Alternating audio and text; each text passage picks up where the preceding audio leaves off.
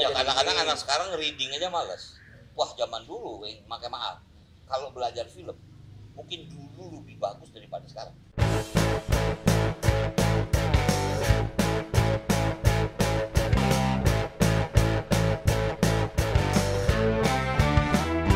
Like, comment, subscribe, dan share. Oke? Assalamualaikum warahmatullahi wabarakatuh, Sobat Bang Miing.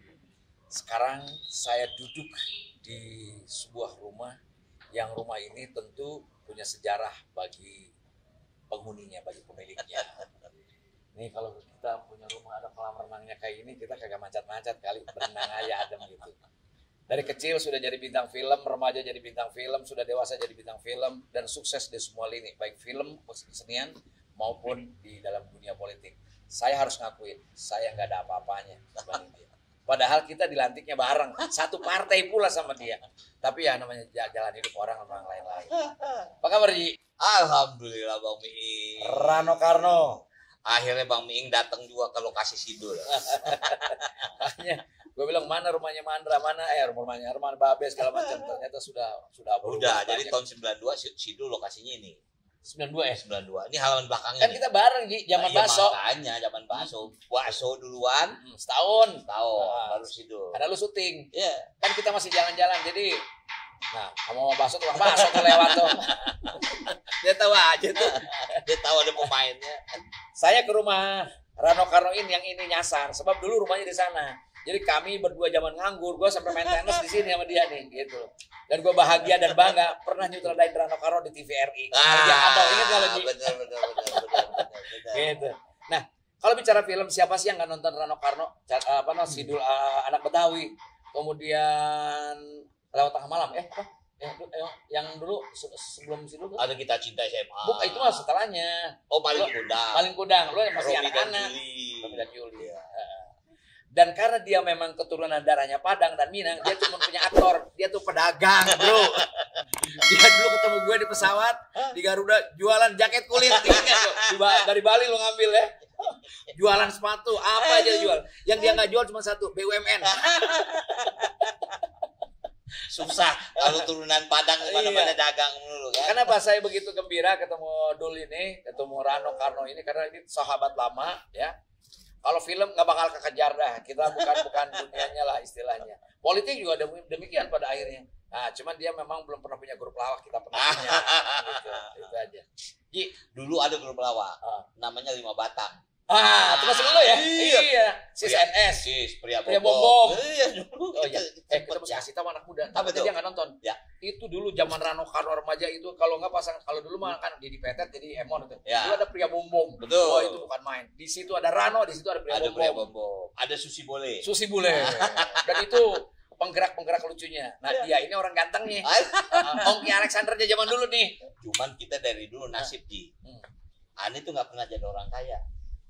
Jadi orang susah dulu. Operan ratapan anak tiri. Dari mulai awal sampai habis ditabokin terus tambah sampai akhir. Wah, pokoknya udah susah dulu deh. Gitu, nggak pernah jadi Ali Topan. Tapi gue demen lu main film apa itu ya, sama Widiawati ketemu di Amerika. Oh iya. Itu judulnya Arini Masih Ada Kereta Yang Akan Lewat. Betul, Arini Masih Adakah Kereta Yang Wah, cuman yang lu dianggap orang Filipina kan? Iya, kita syuting sama Mbak Wit lagi tuh begini ya perasaan dikduk. Nah, sutradaranya kan lakinya. Oh iya benar. Om Sopan Sopian kan. Ya kita maaf.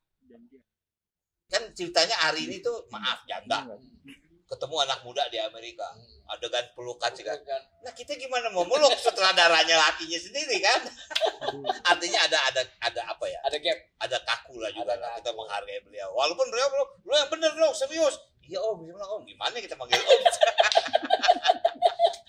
Tapi itu gak pernah lupa. Gak. Karena gue nonton itu film itu bagus banget gitu. Ya. Itu bagus banget, indah gitu ya. Sebagai seorang anak muda di Amerika ketemu yang perempuan yang sudah dewasa gitu. Kayaknya bukan kesepian, tapi dia kan gak ada temen orang Indonesianya. Ya, kan? betul. Menarik. Dan itu novel populer waktu itu. Romantis.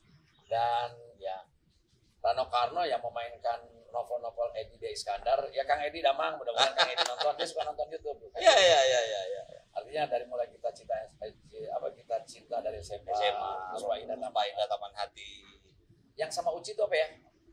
Mau uji Tom and apa? Jerry. Tom and Jerry. Tom and Jerry. Gue ikut syuting yang nganter Gata. Almarhum. Almarhum Gata. Gata almarhum. Almarhum lama. Dan untuk Sobat Bang Miing, gue pernah menyaksikan loh. Ada 3 aktor waktu itu dubbing. Dubbingnya tuh di Bintaro, apa di Naviri atau di mana? Naviri, oke. Gue bilang, selalu gue ngomong ke orang-orang.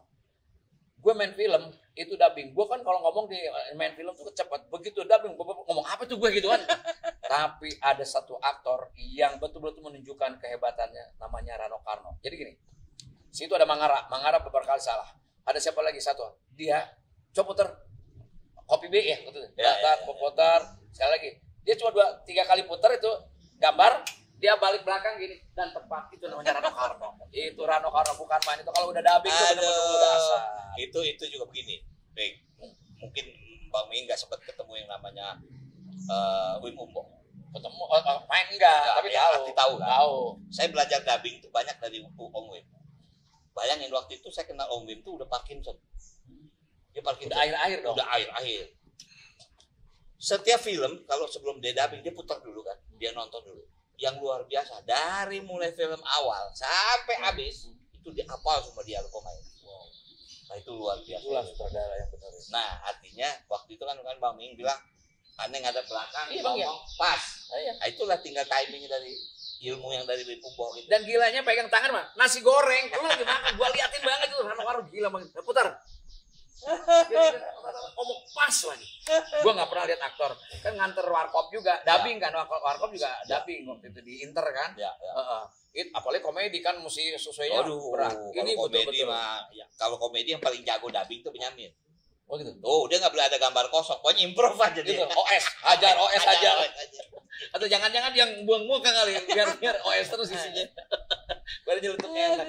Ya, Sobat Bang Miing asik banget. Sobat lama ketemu, udah lama kita bernostalgia. Dan Ji mau nanya nih. Ya. Kalau yang lain-lain soal operet udah banyak ditanyain orang dan orang sudah banyak tahu. Ini lu cita-citanya mau jadi bintang film? Aduh, sebetulnya kalau dibilang cita-cita jadi bintang film enggak. Malah sebetulnya Babe itu nggak ngarepin anaknya di bintang film. Kenapa ya? Rata-rata Susi Susanti sama Alan dia nggak mau anaknya jadi pemain badminton. Malah dia jadi juara dunia. Ya mungkin karena mereka tahu bagaimana susahnya. Artinya ya, maaf, Babe ini kan dua seniman.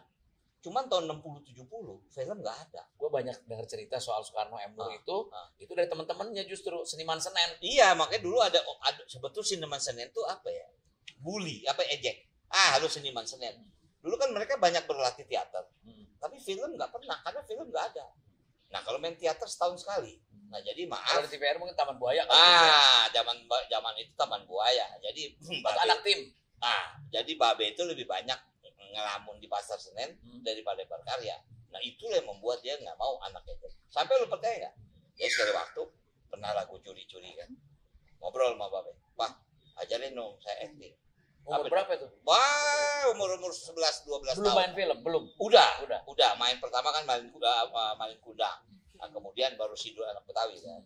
Jadi saya bilang, Sidul Anak Betawi itu Sumanjaya bukan? Sumanjaya. Itu tahun 72. Jadi saya ngomong sama Babe, Pak, ajarin gue acting dong. Tapi dia bilang, wah kalau lu belajar sama gue, lu cuma jadi gua. Lu cuma jadi Soekarno M. Nur. Nah jadi artinya apa? Dia nggak mau ngajarin acting. Nah jadi Babe itu dari dulu nggak pernah mau ngajarin gue acting. Kalau lo belajar acting sama gua, lo cuma jadi Soekarno M. Nur. Nah itulah yang membuat ya gua merasa gurunya banyak. Makanya dulu masih termasuk Rahmat Hidayat, W.D. Mokhtar. Mungkin ente pernah dengar namanya Tan Cenbok kan? Tan Cenbok itu termasuk guru. Ada lagi Sandi Suwardi, Vivi Yong, W.D. Mokhtar. Wah itu guru-guru semua itu waktu itu. Nah itulah yang Kusno Sujarwadi. Itu aktor-aktor. Benar. Ji, gue potong dulu. Kenapa sekarang nggak lahir aktor-aktor sekelas Soekarno M. Nur, Rahmat Hidayat, Sandi Suwardi Hasan, kemudian itu tadi apa namanya Kusno Sujarwadi. Ya, lu nonton film Sandrego nggak? Betul. Enggak, yang pertama adalah kita kekurangan bobot cerita. Dulu itu kan materi cerita kita kuat-kuat, ya. Akhirnya nyari aktor kan? Nyari pemain. Nah, maaf, bukan apalah. Artinya sekarang ini ya, kalau kita cari pemain udah nggak ada. Aktris mungkin banyak, tapi aktor itu bintang film banyak, tapi yang tadi aktor itu kayaknya agak sulit. Karena apa? Tuntutan cerita. Ya dulu pernah mungkin ente lihat Babe main dalam film Raja Jin menjadi penjaga pintu kereta. Wah, dia main, bayangin. Dia main di tengah-tengah rel kereta. Oh, itu gila gitu. Kemudian dulu ada Suci Sang Primadona. Wah, itu gue main dengan 3 bintang senior. Ada Babe, ada Alam Surawijaya.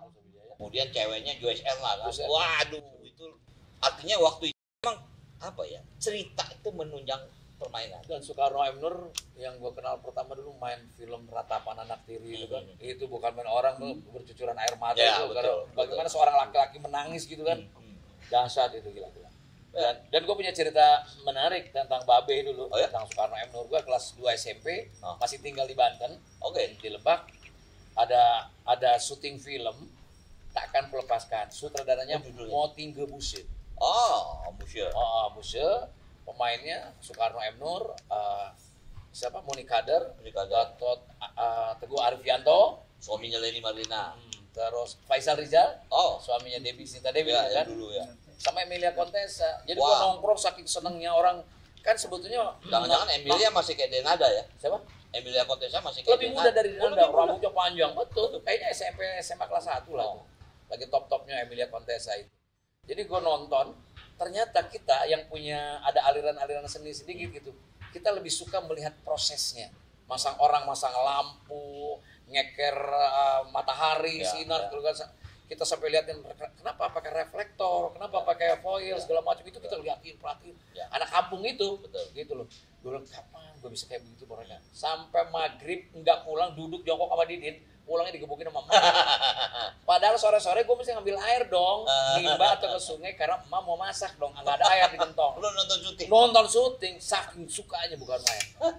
Dan itu begitu diputar di bioskop itu, kita kan semua numplok nonton itu. Kenapa? Bukan nonton lah cerita. Gue lihat nih ininya, wow, gitu anak-anak kecil waktu itu. Jadi inspirasi adalah Soekarno M. Nur dulu. Nah sekarang gue berteman sama anaknya Rano Karno, dan gue bilang tadi, kenapa? Itu kok nggak ada aktor sekelas. Nah sekarang antum aja siapa paling? Boleh dibilang mungkin. Dulu kan ada Farouk Apero setelah itu, ya kan? Sekarang ada. Cari antagonis aja yang betul-betul. Ya bukan nggak ada sih, tapi sulit tandingan untuk orang-orang dulu. Apa karena mereka latar belakang teater dulu? Semua latar belakang. Nah, justru itu karena itu. Kalau Anas kan banyak yang bintang tadinya. Misalnya dia tadinya model apa, tiba-tiba main sinetron, lalu main film. Benar. Atau mungkin ikut foto model, tiba-tiba ya kadang-kadang anak sekarang reading aja malas. Wah, zaman dulu, pakai maaf, kalau belajar film mungkin dulu lebih bagus daripada sekarang. Karena dulu itu kan kita masih pakai celluloid, masih pakai film. Sekarang kan enggak, pakai video digital. Lebih mudah sih. Lebih mudah kan. Sebetulnya lebih mudah ngecek. Dulu kita kamera mau lihat hasil film itu kira-kira 6 bulan kemudian. Betul. Karena dia harus proses cetak gitu kan. Hongkong segala macam. Nah, kemudian dubbing lagi tadi yang dia bilang kan. Dulu kita nggak tahu, bayangin. Maaf, ada istilah MS itu medium shot. Medium shot itu segimana sih? Kalau dulu kan nggak boleh, kita nggak satupun kameramen ngasih izin kita ngintip. Nggak boleh kan? Wah, kalau kita nggak izin bisa ditabok gitu. Nah, kalau dulu gue memang nakal selalu minta, Om, saya mau lihat dong, Om. Sekarang apa nih? MS sampai mana, Om? Supaya kita tahu ruang geraknya. Kalau sekarang ya maaf, udah video, TV monitor di depan sutradara, dia lihat langsung geser langsung gitu kan. Bukan berarti sekarang tidak apa ya, tidak bisa belajar, bisa, cuman tingkat kesulitan dulu jauh lebih hebat. Tingkat kesulitan itu membuat kita menjadi disiplin. Dulu pemain bisa latihan tuh bisa 10-20 kali. Soalnya apa? Kalau kita syuting masih celluloid, itu satu can itu harganya bisa 400.000. Betul. Apalagi kalau ketemu teman yang goblok main. Habisin film. Sampai dia bilang gue potong honor lu. Nah, lu bayar film. Dulu kalau syuting film, satu film itu bisa kira-kira makan 200 can. Lo kali aja satu can 400.000 kali 200 udah berapa? Gitu. Itu hanya buat bahannya aja. Belum cetak. Dan kerinduan mendengar kamera berputar, kamera action. Itu kan rindu banget. Betul. Dan itu bagi pemain. Gua ngalamin pakai film, masih pakai kan itu ngalamin main film itu, dan itu membuat grogi loh. Ya. Bagi orang membuat grogi gitu. Tapi gue nonton syuting, nonton dubbing, ini memang darahnya ngalir gitu. Cuman maksudnya kalau orang dulu, kenapa dia punya kesetiaan terhadap reading, lalu latihan acting, lalu apa? Karena memang dia ingin dapatkan values ya, Betul, nilai, betul. nilai yang Dan, acting yang dan sebenarnya. bukan karena kita sangat paham tingkat kesulitan membuat film dulu lebih susah. Ya maaf tadi bahan baku. Itu kan perhitungan kita kan. Kemudian namanya angle itu dulu mengatur lampu kan nggak semudah sekarang. Kalau sekarang kan karena dengan TV monitor gampang. Nah sekarang itu kan waduh, crew lighting tuh datangnya duluan dia jauh daripada artisnya. Nah jadi betul-betul didesain gitu yang namanya lampu. Kita masuk udah dengan latihan, jadi rasio syuting itu 1:2. Kita nggak boleh lebih dari 2 kali retake. Jadi kalau gue sih ngomong, kalau pemain dulu ya, Rano Karno dan sampai ke generasi ayahnya itu, kalau gua tuh matang di pohon. Kalau gue dulu matang di nightclub dan panggung-panggung yang disambitin orang, jadi matang. Ya, itu kan bagian pematangan kan. Prosesnya kan seperti itu. Nah sekarang anak-anak tiba-tiba jadi bintang. Karena anaknya bintang jadi bintang gitu. Atau mungkin ikut lomba apa doang, serakaat 2 rakaat tiba-tiba jadi bintang gitu loh. Nah itu loh makanya saya bukan apa. Aku suka komedian. Ya. Nonton Maaf Sri Mulat, termasuk Bakso segala macam. Termasuk yang namanya stand up comedy. Cuma belakangan kok apa yang terjadi dengan tontonan ini? Kenapa kok tiba-tiba nasibnya sama seperti tontonan tradisional? Aku khawatir belakangan kalau begini terus komedi bisa hilang. Apa yang terjadi sih dalam ya sebetulnya kan itu tergantung orang yang gue bilang gini, bahwa kalau kita tidak mau beradaptasi dengan perubahan, kita akan lewat digeser zaman digital kayak zaman pengetahuan orang. Apalagi komedi itu kan harus matching dengan penontonnya. Apa yang disampaikan dari mulut kita sesungguhnya paham nggak tuh penonton di kepala dia? Kita jangan menyampaikan sesuatu yang di kepala mereka tidak ada. Gitu. Nah sekarang gue balik nih sebelum ke yang lain. Kapan sih mulai ada titik merasakan bahwa gue ini ada darah dari Soekarno M. Nur dan gue harus hidup film ada jadi pilihan hidup. Bapaknya kan nggak izin. Kapan lu mulainya itu? Sebetulnya mulainya itu adalah pembuktian diri. Ya, saya nggak bilang waktu zaman kecil mungkin susah. Ya memang susah. Saya waktu zaman kecil susah. Saya masih tinggal di daerah Kemayoran di Kepugang 7 itu. Ya maaf, daerah Jiung situ. Daerah Jiung itu. Jadi dulu saya punya kisah yang namanya roti gambang. Tahu roti gambang? Tahu. Coklat. Ada bijian-bijiannya. Betul. Nah roti gambang itu untuk beli itu gak gampang ya. Jadi satu roti itu bisa habis dalam waktu 2 minggu. Lu makan roti itu? Ya. Roti gambang? Ya. Lu mau rotinya? Gua mau gambang, gua makan. Enggak, artinya begitulah nasib kita.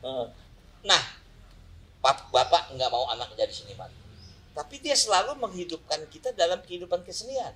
Nah, aku tinggal di daerah Senen. Namanya Kepudalam Gang 7. Nggak jauh dari planet Senen. Daerah lokalisasi pelacuran. Nggak jauh dari situ ada yang namanya Bioskop Rex. Di sebelah Bioskop Rex ada restoran Padang. Itulah tempat berkumpulnya para seniman. Di situ. Nah, di Senen itu. Yang rata-rata biasanya kalau mereka begadang pagi pulangnya ke rumah aku numpang mandi. Oh, bukan di Galakan Remaja dia mengumpulin, bukan? Enggak. Seniman Senen itu di situ. Di situ di sebelah Bioskop Rex. Nah, jadi restoran Padang itu sangat berjasa bagi seniman karena mungkin sampai sekarang banyak yang punya utang. Jadi bukan di Gelanggang Remaja. Cuman kan seniman zaman dulu punya kesetiaan nih, punya kesetiaan artinya terhadap profesi, dia cintai betul. Dia berpuisi, itulah yang kadang-kadang membuat saya sebagai anaknya juga, ngapain sih bapak seperti ini? Tiap malam pulang nggak pernah bawa makanan. Aku yang namanya naskah yang digulung-gulung. Ya, yang namanya makan sepiring berlima itu setiap hari. Kita makan dulu waktu kecil kayak anak kucing ya. Jadi kalau ada lagu sepiring berdua, gue setiap hari sepiring berlima. Betul. Kalau dangdut itu cuma sepiring berdua. Ini kita berlima. Nah jadi artinya begitulah kehidupan susah. Nah itulah ya. Barangkali membuat aku ingin membuktikan kepada bapak bahwa dunia kesenian tuh bisa menghidupi kita. Bisa menghidupi. Gitu.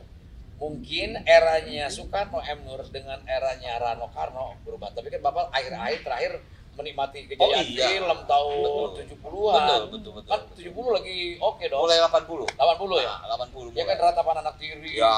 Lalu ada film apa lagi tuh? Banyak tuh Soekarno M. Nur. Betul. Jadi era 60-70 tuh film Indonesia nggak ada. Habis. 80 ya? 70 ke 80 baru mulai ada. Tapi memang belum sebanyak zamannya Roy Martin. Oh iya. Nggak Ratapan Anak Tiri kan tahun 80-an ya? 70-an. 76. Itu kan mulai ada tapi nggak seperti belakangan lah istilahnya. Jujur yang membuat era film itu bergeliat itu zamannya Big Five. Big Five. Yeni Rahman, Roy Doris. Martin, Doris, Sobi Sobi Sugara, Sugara, Yati Yati Octavia. Octavia. Wah, dulu gue di harga itu ya. bukan, dulu gue masih ingat. Honor gue dulu paling 500.000, 600.000, paling top 1 juta. Tapi dolarnya berapa sih? Hah? Dolarnya berapa? Bukan, Kan artinya kayak- waktu itu zaman Roy Martin Oh. itu dibilang honor 5 juta 5 dia. juta. Nah jadi jujur yang membuat istilah status bintang lain itu zamannya Roy. Itu zamannya Roy Martin Mungkin CS. mirip-mirip zaman pelawak itu ketika begitu di kontrak bakso, yang lainnya bisa ikut tuh. Ya, mungkin keseret seperti itu Nah, kira-kira. tadi belum dijawab, Ji. Ya. Titik kapan ketika gue tadi kan ingin membuktikan depan Ya. orang tua Ya. bahwa seniman pun bisa layak hidup. Itu di usia berapa? Gue yakin main film, nggak usah kuliah. SMA. SMA. Gue lulus SMA tahun 80. Nggak, itu Kita Cinta tuh SMA. Iya. Lu masih sekolah? Masih 78, 79. Bagaimana syutingnya? Ya begitulah pulang sekolah. Kadang-kadang ikut Dari kadang- dulu komitmen ya dulu ujiannya nih, Yusul. dulu bapak tuh kan manajer. Hmm. Jadi memang garisnya syuting setelah pulang sekolah. Oh. Kecuali terpaksa mungkin bolos di Sabtu. Tapi tidak ada dari Senin sampai ikut enggak. Oh, tidak ada syuting mengganggu sekolah. Enggak, Oh. tidak mungkin. Jadi memang itu sudah komitmen. Lalu SMA-nya kan pindah-pindah ya? Dulu aku ke SMA bukan cuma 2 kali Di pindah. Bogor kan pernah. Dulu aku di Regina Pacis Bogor, kelas 1. Tapi begitu kelas 2 ada pilihan. Ya waktu itu sekolah memberikan syarat. Bisa terus sekolah di sini dengan syarat tidak punya kegiatan di luar. Berarti film mati dong. Kayak saya bilang, Bu, saya bisa sekolah karena film. Kalau film. Jadi nggak punya pilihan, terpaksa harus keluar dari RP, pindah ke Jakarta, pindah ke SMA 6.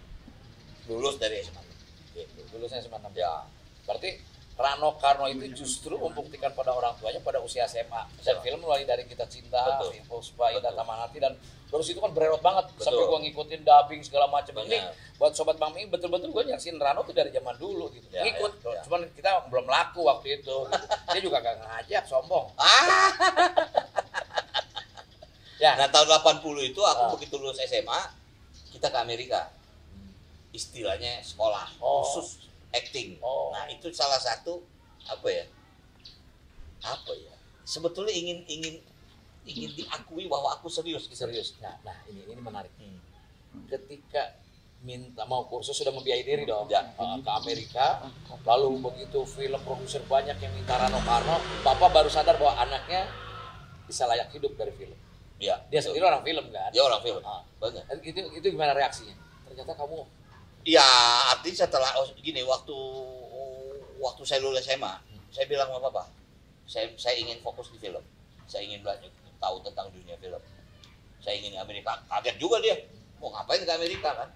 Dulu jujur itu punya titik jenuh.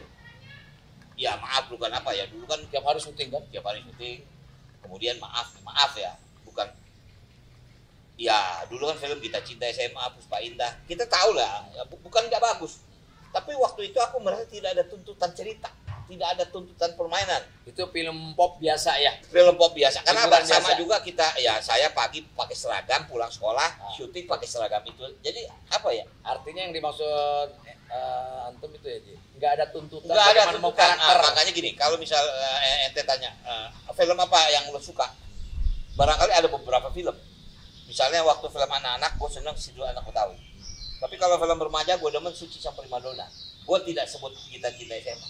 Karena Suci Sang Primadona itu ada karakter yang harus gue mainkan. Tuntutan aktingnya beda. Bayangin waktu itu gue umur 17 tahun, tapi gue harus berperan sebagai orang yang sudah 20 dewasa. Terus yang Sidul Anak Betawi itu kan dapat citra ya filmnya ya. Film terbaik pernah jadi film terbaik kalau Sidul Anak Betawi, Ah, film. Ya, filmnya. benar, betul. Sutradaranya juga kan Saudara almarhum waktu itu Sumanjaya. Jaya. Nah, terus sekarang kan betul-betul Babe merestui dong akhirnya. Ya udah lu main film gitu. Kan sebetulnya Sobat Bami, kalau Anda tahu bahwa kakaknya Rano juga yang aktingnya bukan main, menurut gue Ya, Tino, ya, Tino justru lebih mirip Bapak. Nah, Betul ya? Betul. Betul Kalau nggak? Tino Gue ngeliat tuh Tino kalau main karakternya tuh kayak Bapak loh. Tino tuh memang ya apa? Bahasa Arketypnya. meniru lah. Heeh. Karena dia kebetulan dapat peran yang antagonis sama dengan peran Bapak. Dan tampangnya lebih mirip. Lebih hitam dia. Benar. Iya, betul Benar, nggak? benar. Dia kan lebih tinggi gede kan? Lebih tinggi gede, betul. Kelakuannya sama kayak Babe Gitu soalnya. ya. Iya. Jadi kalau Rano sama Tino ya mungkin karena ya Allah berkehendak lain, umurnya yang pendek. Sebetulnya salah satu aktor yang bisa juga lahir besar itu adalah Tino Karno waktu itu. Betul. Nanti ini si Sidul Anak Betawi ini tahun 73 kan? Ya. Nah, cerita yang berasal dari novel karyanya siapa? Amandato Majuindo. Amandato. Ini dilanjutkan dengan Sidul Anak Sekolahan. Itu gimana ceritanya? Oke, jadi Sidul Anak Sekolahan itu betul-betul terinspirasi dari Sidul Anak Betawi. Itu punya Amandato juga? Sidul Anak Betawi Amandato. Tapi Sidul Anak Sekolahan bukan punya siapa-siapa. Ente ya? Itu imajinasi aneh. Itu sebetulnya apa ya? Jiwa perlawanan aneh. Gini, kalau dalam Sidul Anak, dulu kan novelnya, bayangin, dari umur 8 tahun, Ane udah baca tuh Sidul Anak Jakarta. Dulu judulnya Sidul Anak Jakarta. Umur 8-9 tahun Ane udah baca novel itu. Itu udah novel yang tiap hari Ane pegang. Jadi bahkan Ane ingin sekali jadi Sidul. Nah, belum memainkan Sidul? Belum mainkan. Jadi bu novel itu aku baca masih SD. Jadi lu begitu kasih peran itu lu begitu ketemu Sumanjaya ajak menjadi Sidul. Wah, kaget gua kan. Waduh, ibarat kata orang bilang ketiban. Umur berapa itu? Ya, kalau tahun 70-an, umur 10-11 tahun. 11 tahun. Betul. Belum main film gua. Jadi 3 tahun yang lalu lu udah baca novelnya? Oh, udah baca. Jadi zaman SD itu gua udah baca. Kebetulan sekolah gua kan gak jauh dari Balai Pustaka di Gunung Sari. Nah, itu gua udah baca. Dan boleh dibilang yang banyak menyelamatkan hidup gua kecil adalah Sidul. Dalam buku itu dia jualan kue, masuk kampung, keluar kampung. Itu gue lakukan. Babenya nggak tahu kalau gue ngambil kue di toko Cina, gue jualan, sampai jualan es mambo segala macam. Itu memang gue hidupin. Artinya apa? Setelah Om Syuman memberikan kesempatan itu, gue terobsesi sebagai orang. Gini, dalam novel Sidul Anak Jakarta, Sidul tuh hanya sampai SR, sekolah rakyat. Gue protes. Wah, Sidul harus jadi SMA nih, harus jadi mahasiswa, harus jadi jadi insinyur. Itu ya obsesi ya, mungkin hampir ada kekuatan yang agak aneh. Itu aneh masih ingat. Ya kira-kira tahun 90-an belum bikin Sidul. Film kan sempat drop, hancur dengan adanya televisi. Akhirnya gue nggak tahu mau ngapain. Nah jujur ya. Dan itu aku yakini. Sidul itu adalah bukan desakan, panggilan waktu Ane umroh. Ane masih ingat benar di saat umroh belum punya kegiatan, ngelamun, nyender di tiang Masjidil Haram, nanya sama diri, gue mesti kerja apa ini? Ya kan kita kalau suka main tenis kesini kan kita lagi nganggur. Ya kan lagi nggak ada kerjaan kan gitu ya kan? Gue mesti ngapain nih? Itu tiba-tiba kok kayak ada yang manggil gue, tapi Abdullah, kaget gue ngerasa ada yang manggil gue, tapi kok siapa ya kalau dia manggil Dul? Sejak itu lu belum buka warung dong? Belum. Kan buka warung Sidul itu bakso? Belum punya usaha. Mau usaha dari mana? Bikin Sidul aja kita jual rumah. Nah artinya itulah kekuatan. Obsesi hampir 17 tahun ada di kepala. Tiba-tiba ada desakan bikin dulu. Mulailah gue berani waktu itu minta tolong Ida Farida. Ya, menulis skenario. Waktu itu skenario filmnya udah ada. Dia pula jadi sinetron. Jadi episode. Barulah gue dagangin ke stasiun TV. Dan gak ada yang mau? Gak ada yang mau. Lu kan cerita sama gue. Gak ada yang mau. Gue jualan Sidul kemana-mana gak ada yang mau. Jujur gak ada yang mau. Ini sebetulnya kalau Sabtu Minggu tempat ini jadi warung Sidul. Nah, ini tempat berkumpulnya komunitas Sidul. Jadi insya Allah kalau memang nanti Februari buka itu makin di sini. Rame dan semua bicara soal Sidul. Jadi bahkan suka perang isu. Ada kelompok Sarah, ada kelompok Jenam. Wah, ada yang timbuk-timbukan itu.